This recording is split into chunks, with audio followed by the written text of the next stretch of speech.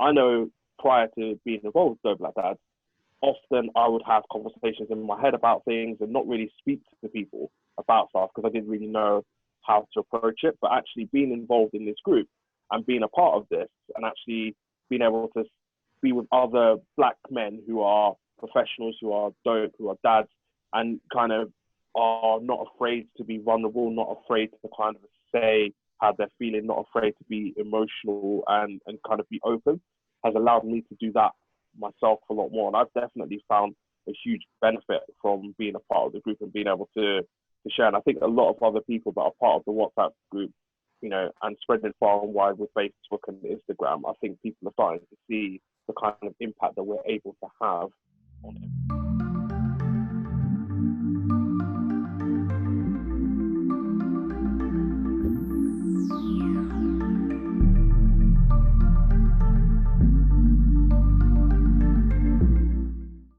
This is the Dope Black Dad podcast. My name is Marvin Harrison. Today, I'm very much joined by three of the founding forefathers of the Dope Black universe. We have Chris Becks, we have Umar Kankia, and we have Donald Butcher, also known as Pad Thai. Welcome. How are you? The thing is, without the context, that sounds worse. It sounds like I'm making something about East Asia or something, and I'm not. This is just currently the name of your device that you are on. Can you explain what Pad Thai is? Is this an inner circle thing that we should know about? Like I said, it's an inner circle thing, so it stays in the circle.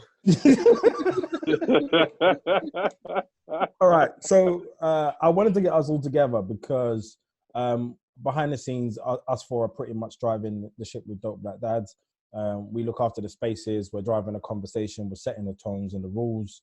And I just wanted to share for us, because it's Mental Health Awareness Week from the 18th to the 24th. I really just wanted to share what we're doing for Dope Black Dads in terms of mental health, some of the experiences that we've gone through, as well as what other things we could do out there, like advice and tips that we can give to people who are listening to spot and then manage mental health challenges.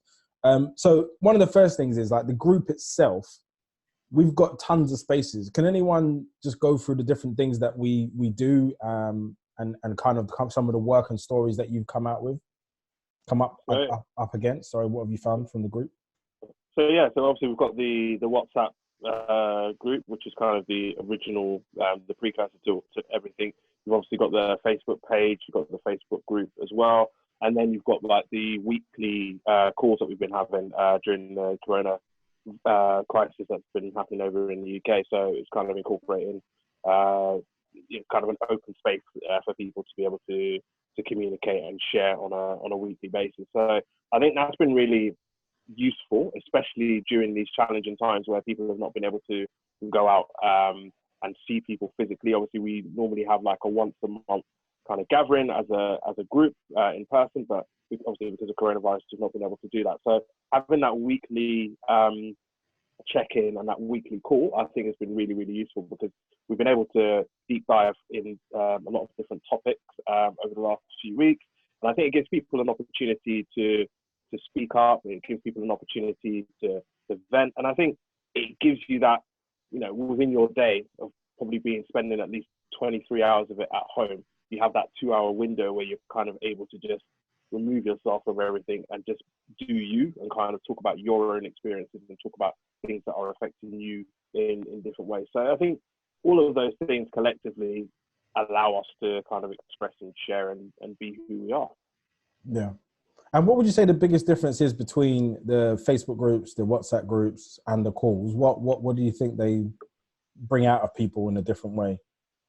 I think okay, thanks, Bex. So I think what I noticed with WhatsApp, it tends to be, it's kind of that fast, free-flowing information. So things are rapidly changing all the time. So especially like with the coronavirus, I know I often share a lot of information around that in the group, kind of bringing all that information to the table. I think with the Facebook groups, it's more, it kind of allows for more of a deep dive, kind of gives us more of an opportunity to present more things on a visual type of basis. And then I think with the calls, it feels more like, as I said before, it gives people that opportunity to kind of express themselves in a much more open way and kind of having that actual verbal interaction. Because obviously with Facebook, with WhatsApp, everything is done by text. But at least when you're doing the video calls, you're physically, albeit through a screen, you are seeing other people, and you're able to kind of emote and speak a lot more openly than probably you would be able to on Facebook and WhatsApp. Chris, is that how you see it as well? Yeah, 100%. Like Umar said, WhatsApp fast flowing. Facebook, I think, because it's people posting, you get a lot more kind of poignant questions asked for people to respond and react to. And that's another good way to have like topical discussions. But the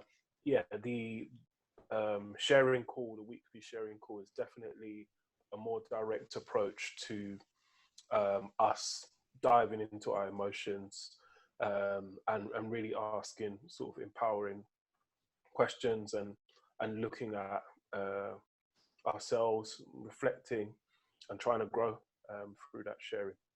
I'd like to add, even the Instagram page as well has all of a sudden it's been also quite good. In the last few weeks, I've done a live at 4 p.m. every day, and what I found is a lot of people are connecting with the conversations that we're having.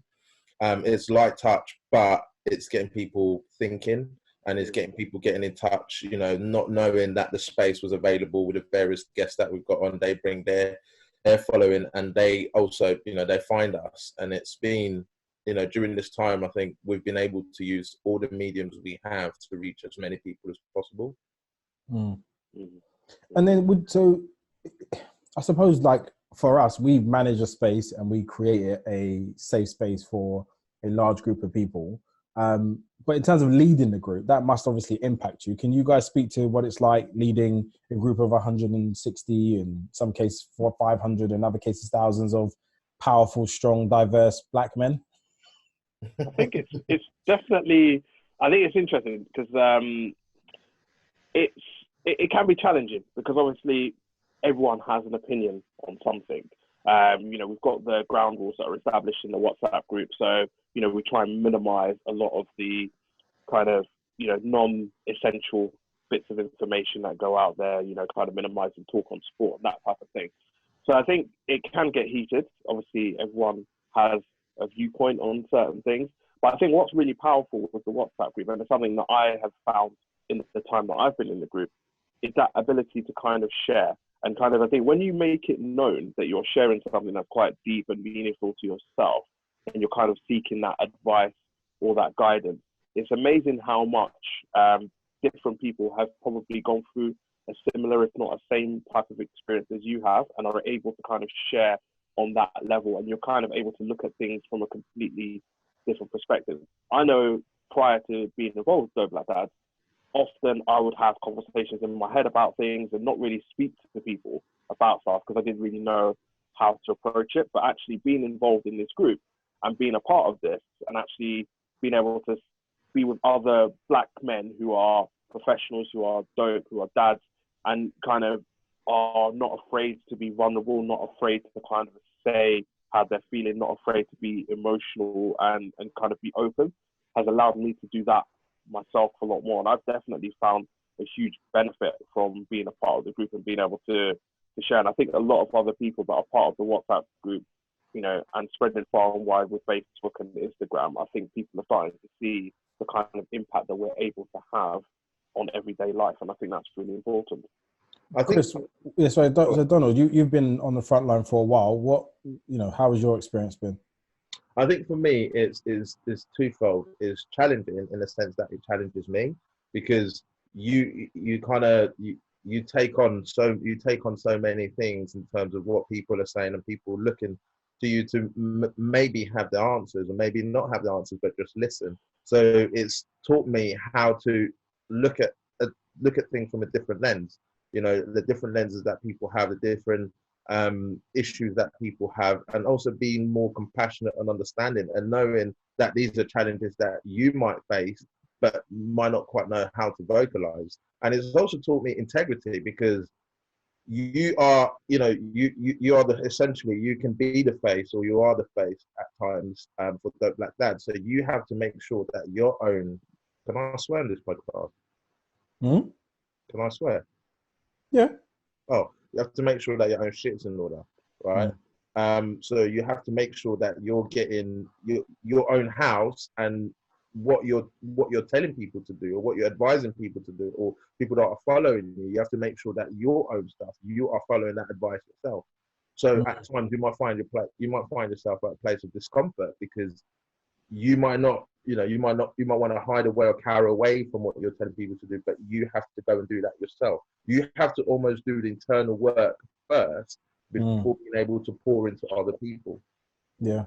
Chris, you've done the internal work, and this week you were challenging a couple of people actually on their conduct in one of the spaces, and I think they were blind posting and posting conspiracy theories about politicians.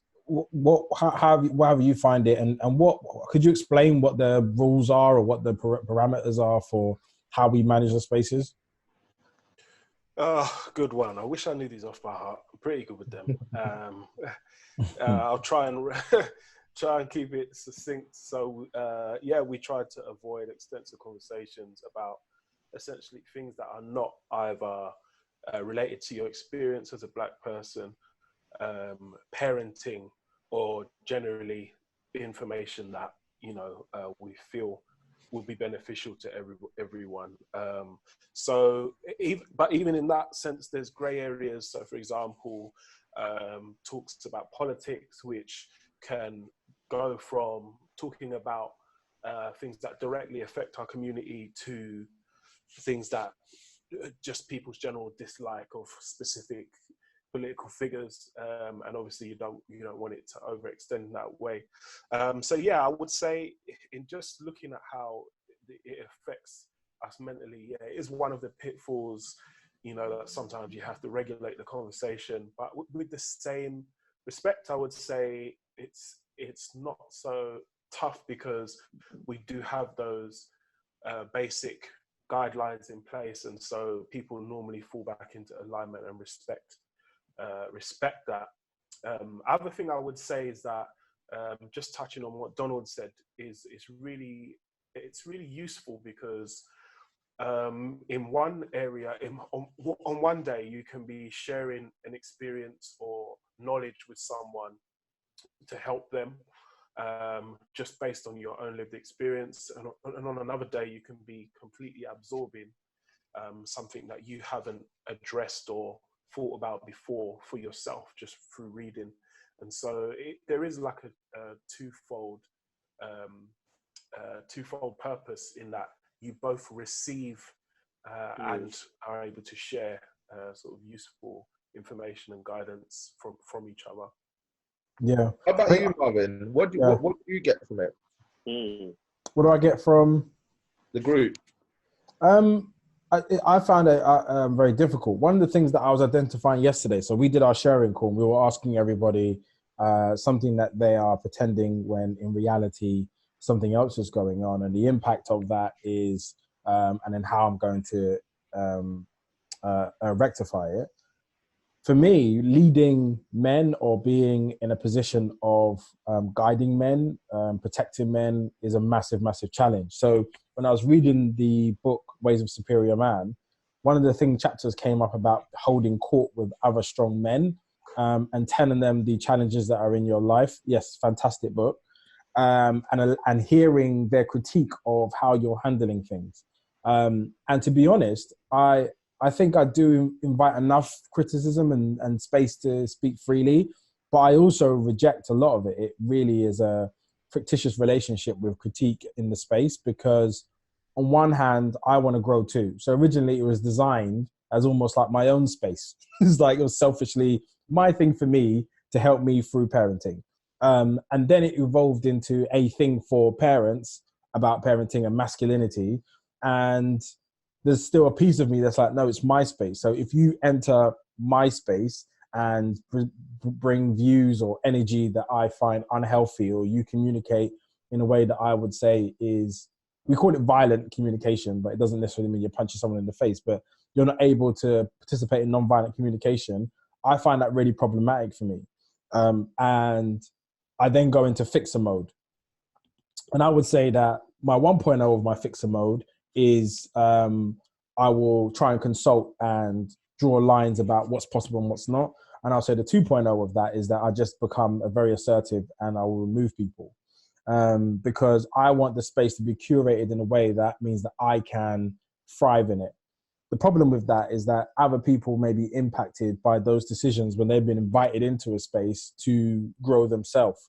And so it's a tough balance between like really loving a large group of men in a space and then being able to manage it effectively, but also making sure it's a space that you can also grow.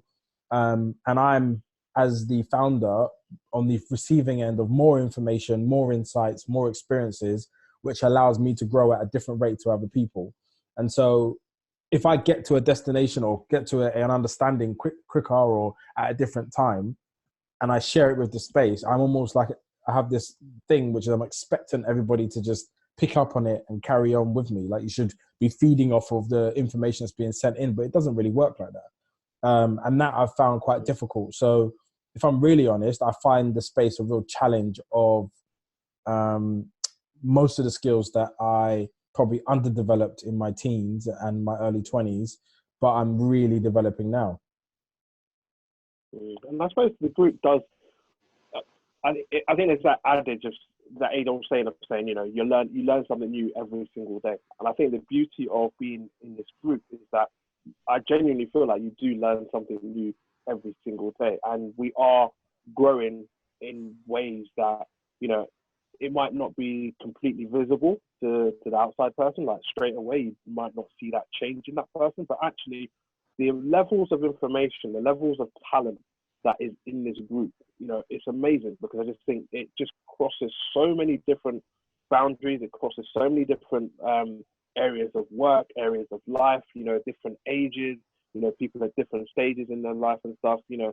And I think it's great because, you know, I feel like I learned something from the younger ones that are in there, and I feel like I'm learning something from the older ones. I feel like I'm learning something from people that are at my age, you know, people who've gone through similar experiences as me, people who haven't gone through the same experiences but are able to kind of give a different perspective. And I think that's what makes the group such a great thing to be a part of, because I think you have so many different lived and shared experiences that are going on a day-to-day that I think it's almost impossible not to take away something from that and be able to challenge yourself in a way that allows you to grow and be a much better person and a much better don't black dad or don't black man, really. I think what's really interesting is that I'm a doer fixer, and I'm not naturally a loving person in that way. And loving is something that I've invented for myself quite recently, and I think it takes a lot of love to run a space like this. I think you've got to have the perspective that I love you no matter what. Everyone's been invited into a space under a mandate that we are open to trying to be better people. And I think within that, there is space to love the person as they're on their journey. Me, I'm a fixer. I'm like, something's wrong, I will give you every resource. I will pick you up. I will carry the thing. I will take you to the place for you to fix yourself. But fixing isn't loving. And so that's the thing that I've had to come to terms with, that sometimes I may be doing what I know best, but it doesn't mean that it's the best for the situation. And so having to take steps away and steps back, I've left the group a couple of times. I've taken like long sabbaticals at points, because while I'm figuring out how I best can approach it, there is no point me keeping my foot, or I would also say colloquially my arse, in the space stinking up the place. So it takes quite a bold thing to do that. And I think some people may have taken it the wrong way in terms of it's personal to them, but I know who I am and I know what I need to do to get us to where hopefully we can get to. And sometimes it requires me to go away and find a new way of being and then present that back to the space. So it definitely has been tough.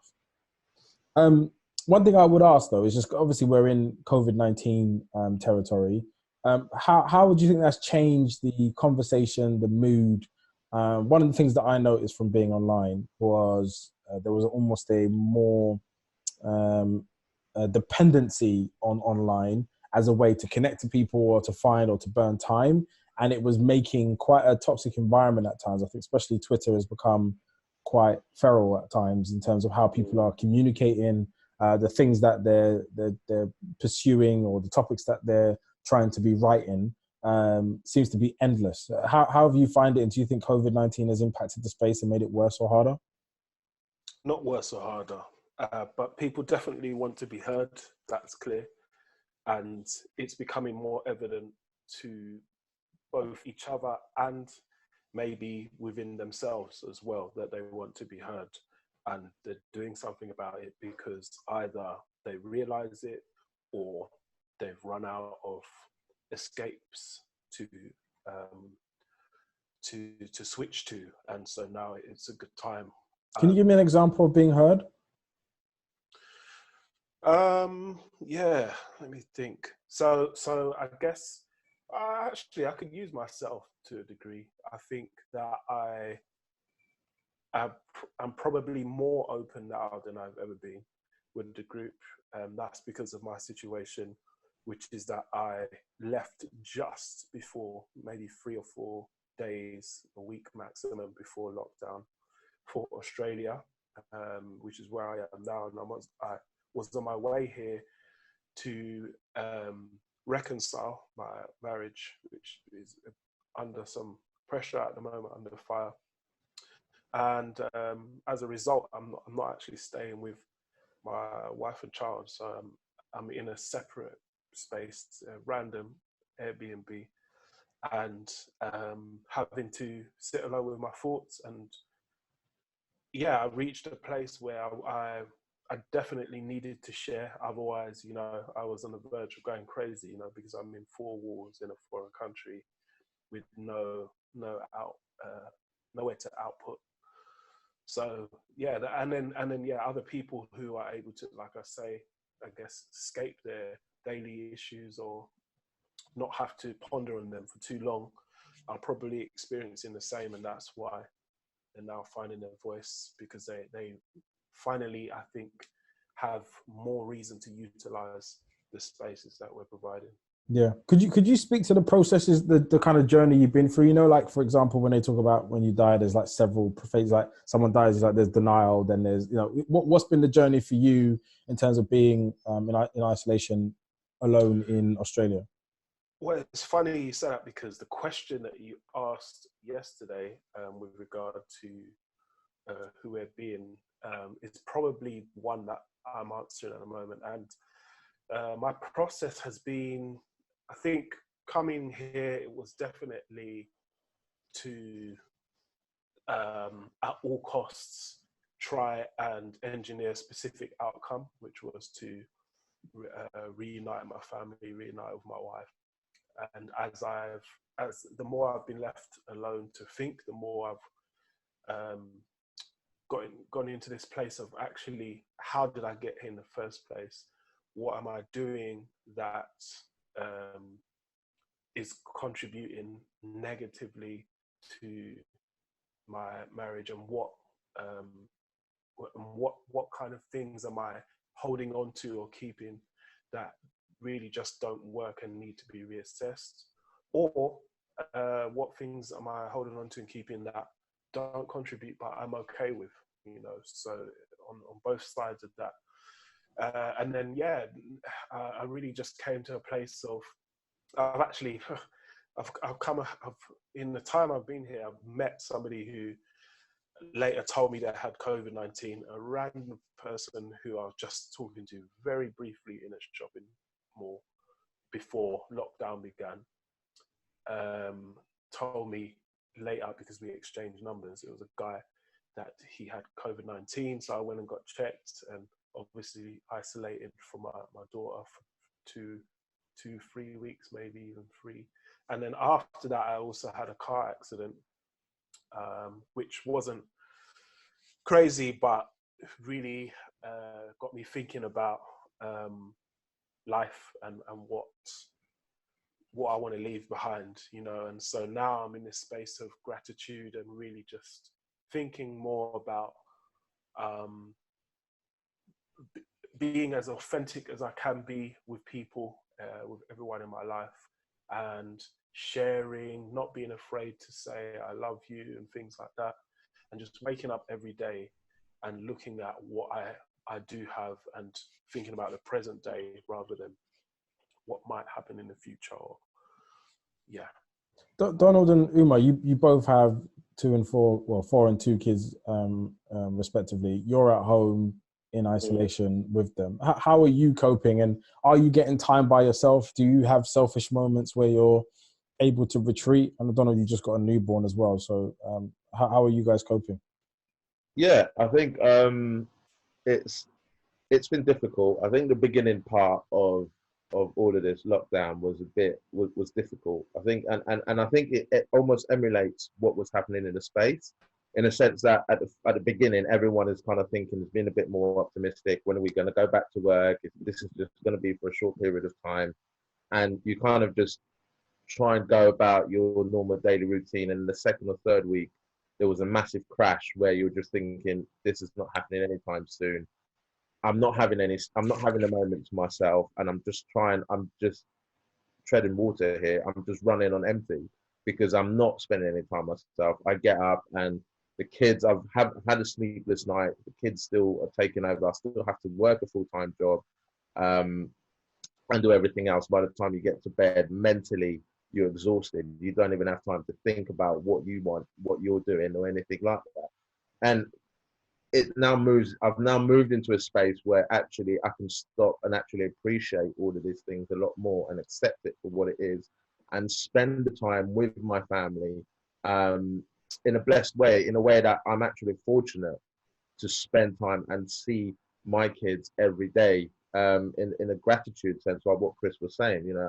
I'm really grateful, um, to have this time to be able to allow myself to reconcile with my thoughts, with what maybe I could have forgotten that I wanted, or the things that I wanted, and how to move forward and plan ahead. And those, but also enjoying the moment of just being. If the kids are making a mess like they often do, I'm just stopping going around tidying up behind them and actually just spending time making a mess with them, you know. Or even just, if they're being silly, let's be silly all together. If we don't sleep, we don't sleep. It is what it is. We're still in this lockdown phase, so it doesn't really matter. And I think all our spaces have kind of grown at that kind of rate. And I think is what I've seen as a common occurrence is everyone is optimistic at first, then they go a bit crazy and don't quite know what's going on, and then they get into the space of gratitude and accepting what's happening and actually reconciling and knowing that, look, I need to just enjoy it for me now and enjoy what's around and enjoy the moment. I think for me it's been interesting because I've not been working. So I've not been working, so I've kind of taken on more of the homeschooling role at home. My wife's carried on working during this time, and but I think we've got quite a nice understanding in terms of, she works kind of certain hours day to day, and then if I need that time out to myself, like it's cool in terms of I could just say, listen, babe, I need half an hour out just to kind of do me, just to kind of chill, just to reflect. I also, 3 times a week I go running, 3 times a week. So that's kind of like my space to just kind of be with my thoughts and kind of work out what's going on. And also, actually, I don't think I've shared it in the group, but I actually started doing therapy again about 4 weeks ago. So kind of halfway through lockdown, but I started doing therapy again. So I have that 50 minutes every week where I'm able to kind of sit down and kind of explore things that are going on with me and kind of try to understand how I can be a much better person, and kind of recognizing where things have gone wrong for me, why it's gone wrong, and what I need to do to kind of, just kind of having that level of understanding of what's happened and kind of trying to get back to the core of who I am and kind of unpeeling all those different layers that I've had over the years and kind of, different thoughts and feelings and stuff. So yeah, it's been interesting because I've got a 4-year-old and a 2-year-old. So the 4-year-old who's in reception, school every week publish like a little timetable for them. So at the beginning, I was quite regimented about, okay, let's follow this timetable. We must do, as they say on here, like two lessons break, 2 lessons break, 2 lessons break, whatever. But actually, over the last couple of weeks, I've just gone like, you know what? And I suppose part of it is, I think when Donald did a Facebook thing a few weeks ago, saying about, understanding how your child learns and the pace that they learn at and kind of what they're capable of understanding. I recognize with my daughter, it's just a lot easier. Just do all the kind of the schoolwork stuff, do that all in the morning, get that out of the way, have breaks in between, and then in the afternoon, kind of let it to be more free time. So it's kind of more free flowing, because I think she responds to it. She responds to things a lot better in that way, rather than me trying to be like, okay, let's try and replicate the school there, because it just doesn't work. And actually, there's no point, because you're not in school. It is lockdown. This is the reality of life. You are pretty much 24/7 with your kids, with your partners. So you have to be creative in how you kind of approach all of that. So that's really what it's been like for me. What's really interesting is, even for me personally, so lockdown has been a roller coaster of ups and downs, and some of it's been about how I've interpreted things rather than what actually happened. So things like I quit my job just before lockdown, and so I had a plan, and the plan isn't possible in lockdown, so I've had to change and pivot, and still maintaining the space, maintaining family, getting used to parenting for 12-hour days, 7 days a week, because there is no childcare, there is no breaks. So that's definitely been a challenge. Me and my wife had figured that out. My gran passed away a few days ago from natural causes, and so that's been another layer.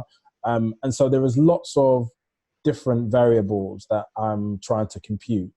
What I found really interesting is that I have longed for a time where traumatic things can happen, and I can take my time and be present to everything in that moment, and not be erratically pulled left and right. But what I need to make sure I do is give myself space to feel, and to not just keep plowing through the next milestone as if nothing has happened.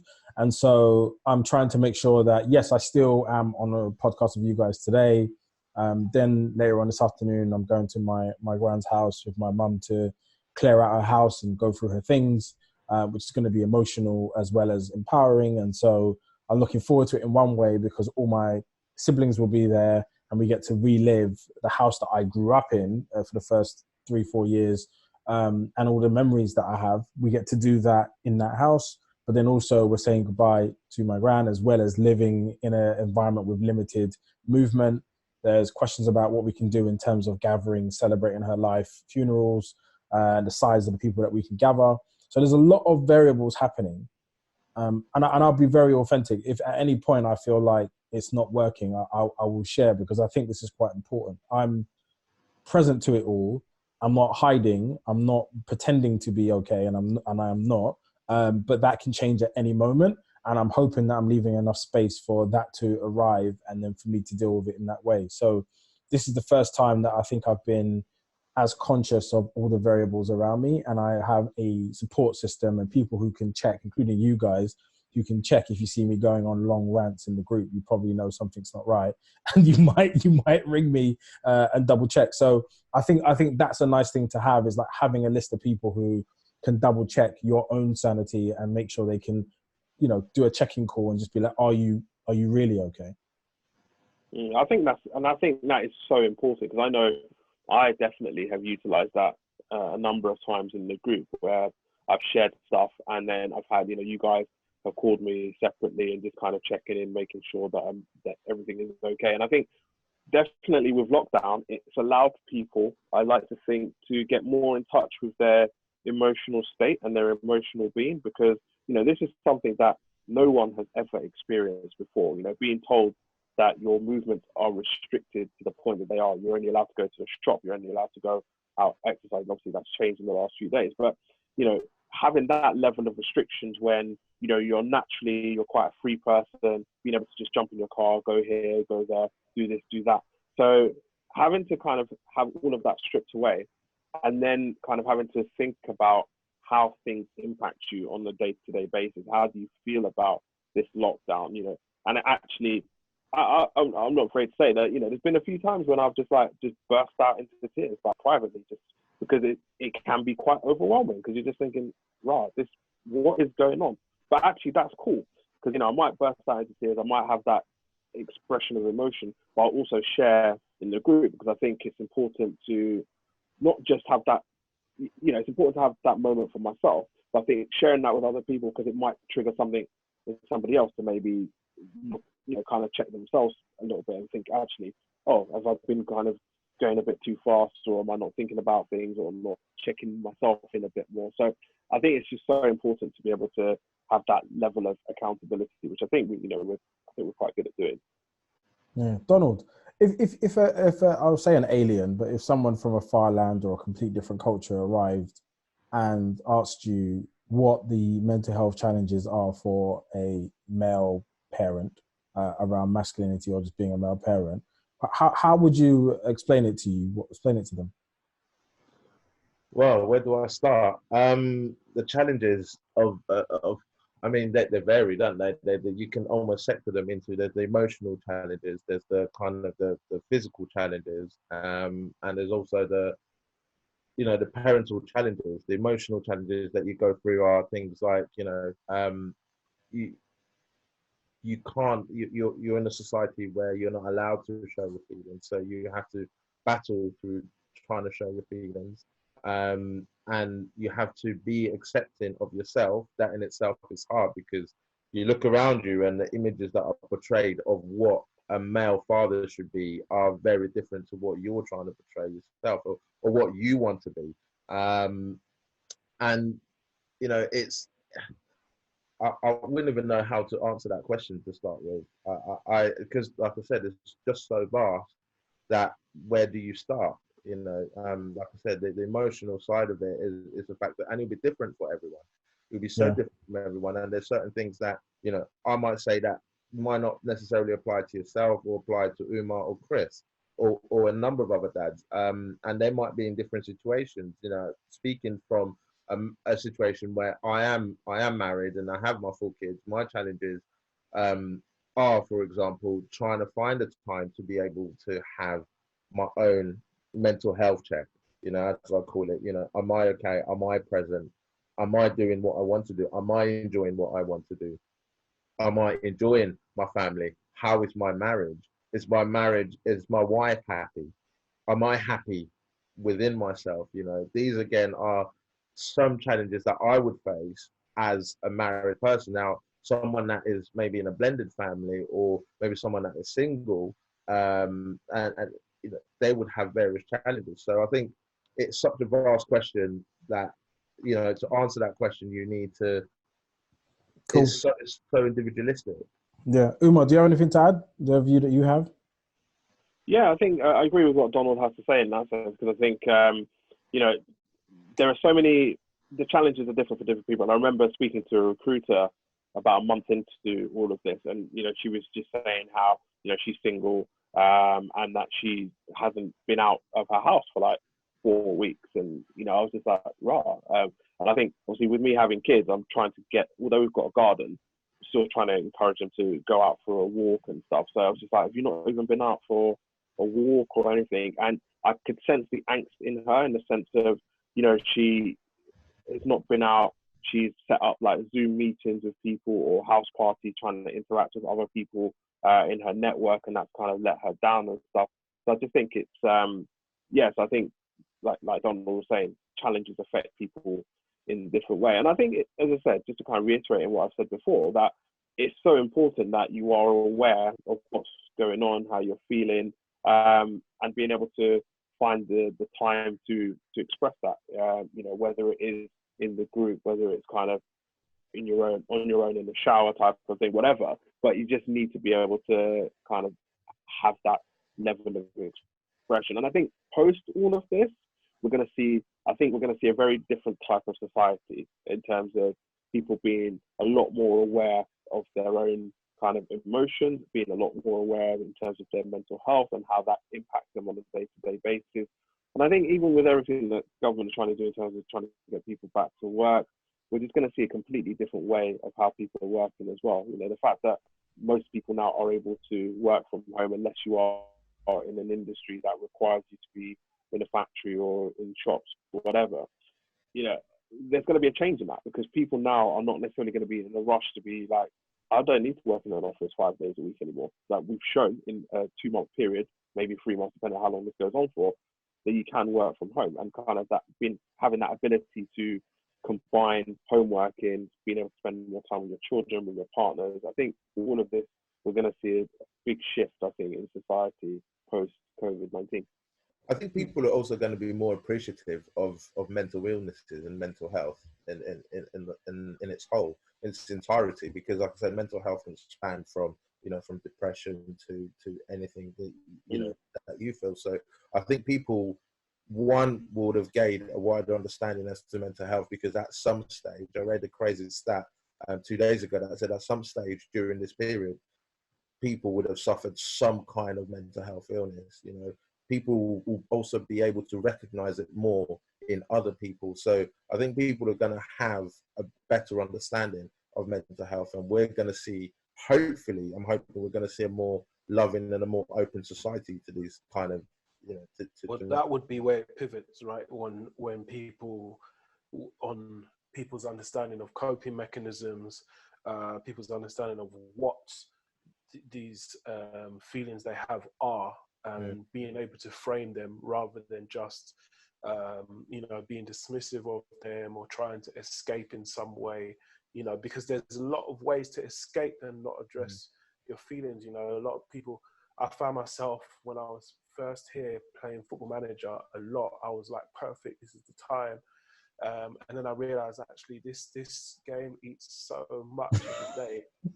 and all my players know as well that actually, you know, there's probably better things I could be doing, and now I've switched my focus to other things. But just one other thing I would add to the answers that you guys gave about what we face as fathers in these conditions is, I'd say that the ongoing battle and raging battle between, and it's a fake battle, but individual needs versus your provision for your family and what you bring to your family. I think day to day we already, you know, tend to pit these two things up against each other as if they're not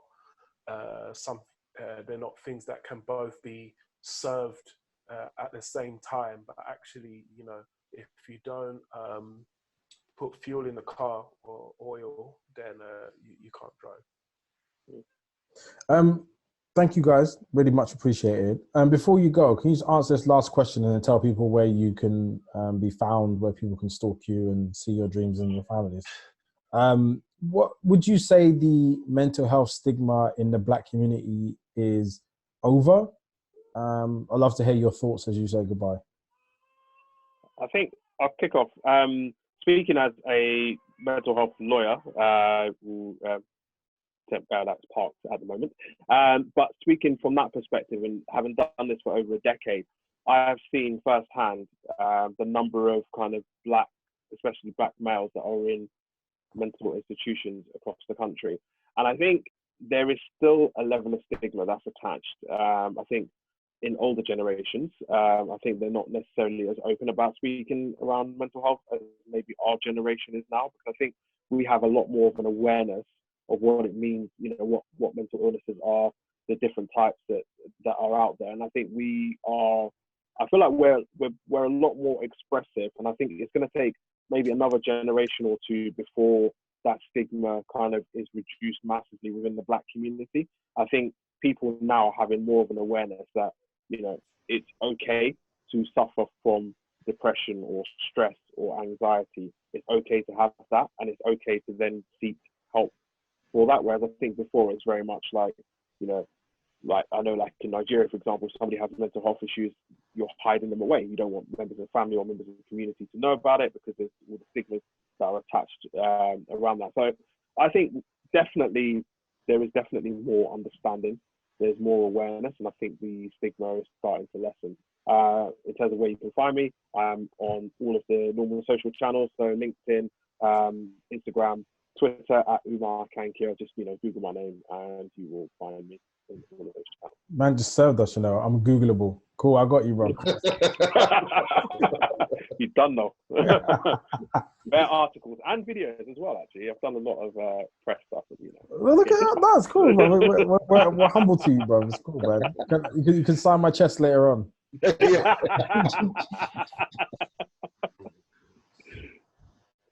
Chris?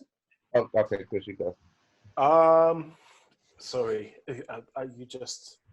I think, where do I see this going? Where do I see the future of mental health? Yeah, we definitely need to give it more attention. We definitely need to learn to let some things be as they are. You know, like Umar mentioned with the older generations, maybe it hasn't really been a thing that has been given as much importance as now, and that's okay. You know, as long as we accept that, we can still take this forward as something that's important to us and certainly our children. That's about as much as I've got to say on that, because I just think that the more we talk about it, the better and more normal it becomes, and that's the most important thing we can do. Keep talking, find spaces that you can utilize that work for talking and sharing and feel safe, and this being obviously one of them, and the Dope Black Network as a whole. You know, where can I be found? I'm most active on Twitter, the Chris Bex. I'm on the other stuff, but I'm really not an active user. So I love how you're the Chris Bex, as if there's so many Chris Bex. And both of you are famous. It's ridiculous. Donald. Well, I'm not famous, so mine would be quite simple. But I think there still really is a stigma within the Black community, and I think, like Umar and Chris said, we really have to start talking about it and keep talking about it. And I think we also have to unite. I think one thing that kind of creates and makes that void bigger is, you know, a perception of, you know, there's infighting going on within our community. So people distance themselves and they don't quite know how the other person's feeling or what's going on. So the more we come together, the more we unite, the more we're going to talk, the more we're going to, you know, get to know your neighbor, get to know your community and embrace your community. The more you talk, the more all of this will come out, because at the end of the day, you don't go and talk to someone you don't know about your innermost feelings, right? So you end up talking to people that you know to a certain extent. So the more we discuss this, the more we bring this topic to light, and, you know, stop making it a taboo. You know, stop seeing it as weak, stop seeing it all the superlatives that we will use to kind of label people talking about it, especially with men and fathers. That needs to be spoken about, really does need to be spoken about. Where can you find me? On Instagram, Donald Butcher, that's spelled MBEUTCHA. You can't get it wrong. If you didn't get that spelling, just slow the recording down and you'll be able to get it. And mainly on Instagram, I'm active on Instagram. Or you can just go to the Dope Black Dad page and you'll find me down there somewhere. Or just behind everybody's house, just following them, creeping them out. Well, it depends how big the house is. Oh, amazing. You know what's really interesting is that I feel like the conversation is improving significantly, which is great. And there are more spaces advocating and workers advocating it. There is still an undertone which people still feel like their thoughts and their innermost fears are very, very private. And I think that's a massive challenge that we need to overcome. But I think there's also this trend of people using mental health and mental wellness as a hiding place for their toxic attitudes. And you know, we've seen people be outright completely racist online and then be like, my mental health is being impacted by people yelling at me for being racist. And you're like, bro, you haven't even owned the thing that made people react to you before you're now claiming mental health. And then we're all supposed to be loving and supportive of your mental health journey while you still haven't recognized the impact of your actions. It's a real challenge that we can't make it a scapegoat for things, but we definitely need to be protective of people who are trying to move powerfully forward and own what they're about, and also people that desperately need our help. So, but guys, thank you so much for joining. Chris Bex, Uma Kinkia, and Pad Thai Donald Butcher. Thank you all very much appreciated. You know I love you guys anyway, and hopefully we'll speak again soon. Peace.